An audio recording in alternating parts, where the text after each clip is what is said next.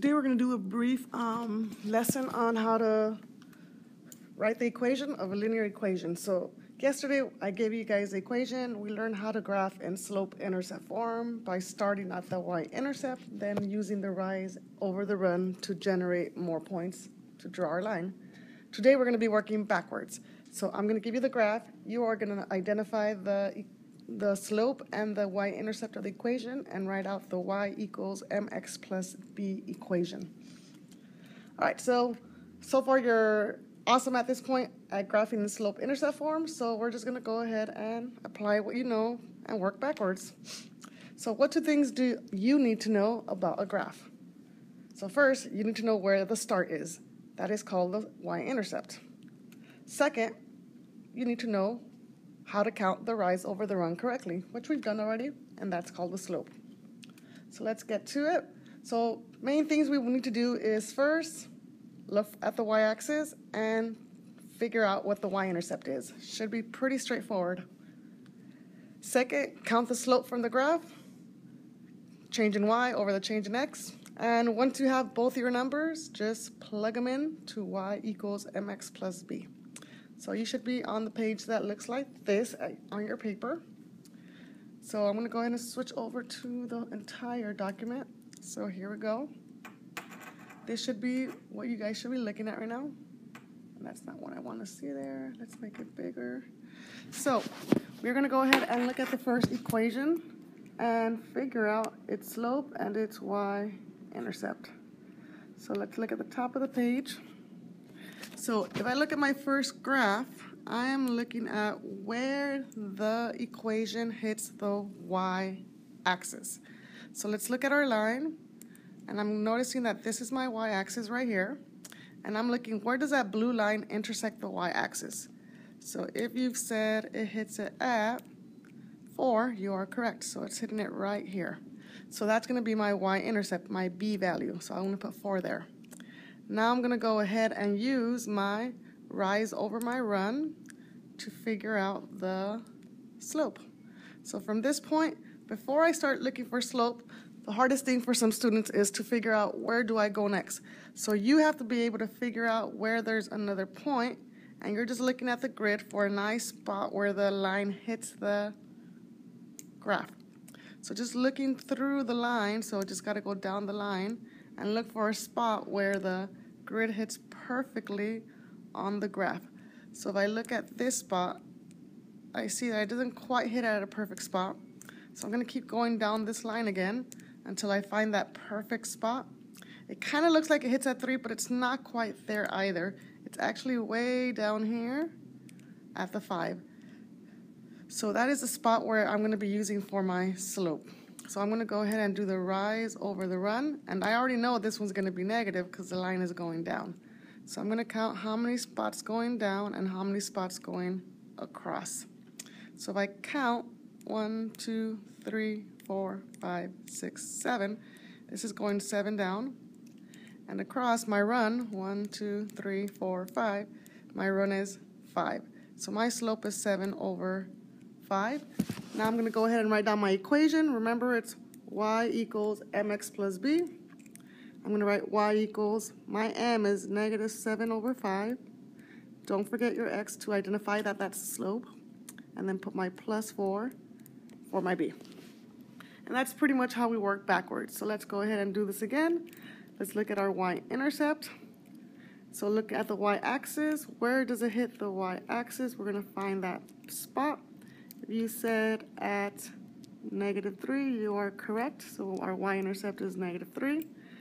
We're going to go ahead and look for our other point to figure out the slope. So if I'm looking carefully, there might be more than one spot, but I noticed one right here. You could have also chosen a point here or there. There's actually a few other ones. So any of these 4 red points you could have chosen. I'm just going to pick one of them, which is the first one I graphed. That's the one I'm going to use. Again, this line is decreasing, so my slope is also negative. I'm going to go ahead and count my rise or my run. So I'm going to rise negative 1 and run positive 2. So my slope is negative 1/2. I'm going to go ahead and write my equation, negative 1/2 x To identify it's my slope, subtract 3. And that's pretty much how we do 1 and 2. We're going to go over the rest of the examples, and then you will practice. If you want to just go ahead and do them yourself and check and fast forward through the video, that's also fine. So let's go ahead and move on to the next 2, 3 and 4.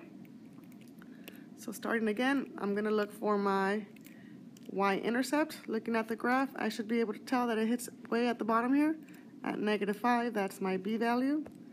Now I'm going to look for another point anywhere on the graph. Just be careful because sometimes it's a little tricky. The closest one I see is here. If you didn't notice that one, you could have actually gotten one right there or right there.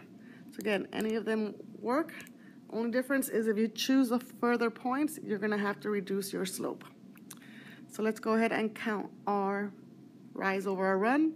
Now this equation is increasing, so I know it's going to be positive. So it's increasing over the run.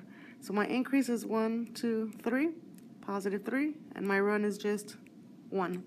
So it's 3 over 1, or just 3 to simplify it. The equation is 3x minus 5. Let's move on to the next one. Same thing, I'm going to identify my y-intercept. Where is my y-intercept located? It hits right at the origin.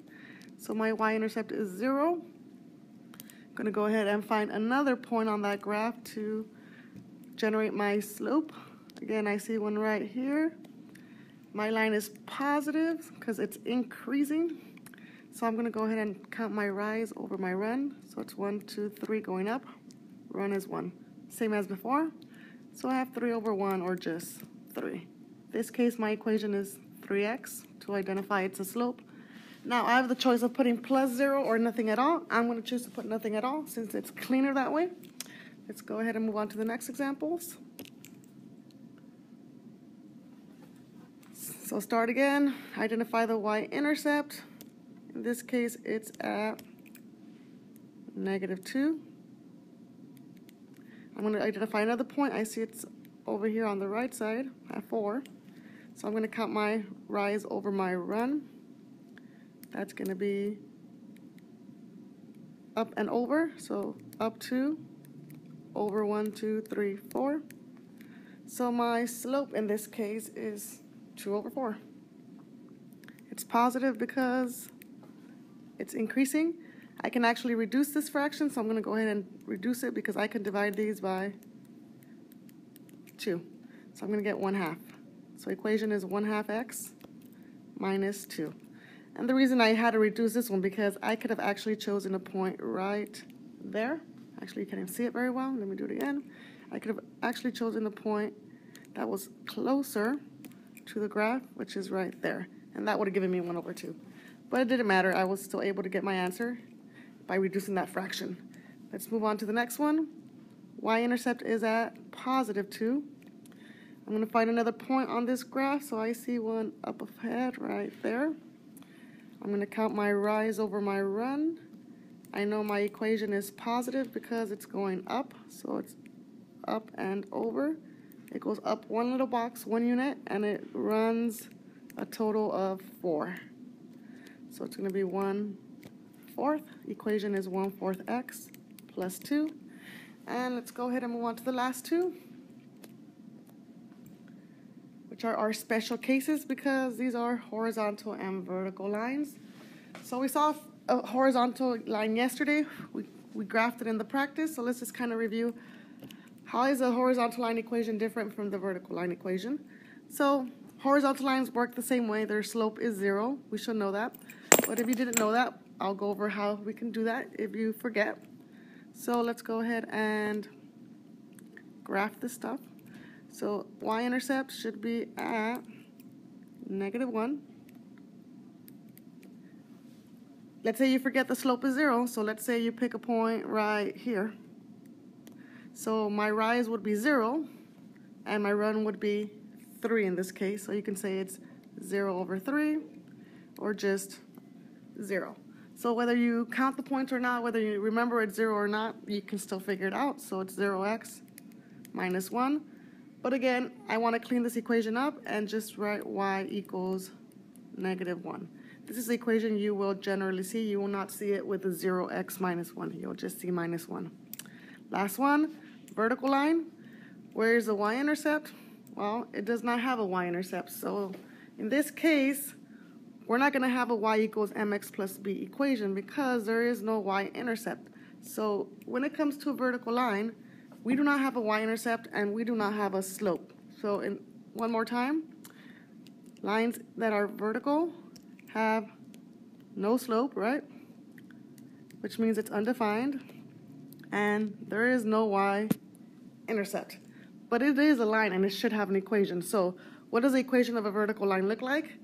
Well, we know that for every single point on this line, the x value for all these points, the x value is 3 and the y value is some random number. So what we know is that x is always equal to 3, so that's the equation actually. So for all vertical lines, the equation is x equals whatever the number is. In this case, it's 3. It's going to be like x equals 7, x equals negative 5 for any vertical line. You do not have y equals mx plus b because there is no slope and there is no y-intercept. All right, that's all. Go ahead and work on your practice page on the next slide, and then the gallery walk, whether it's online or at your seat. Good luck.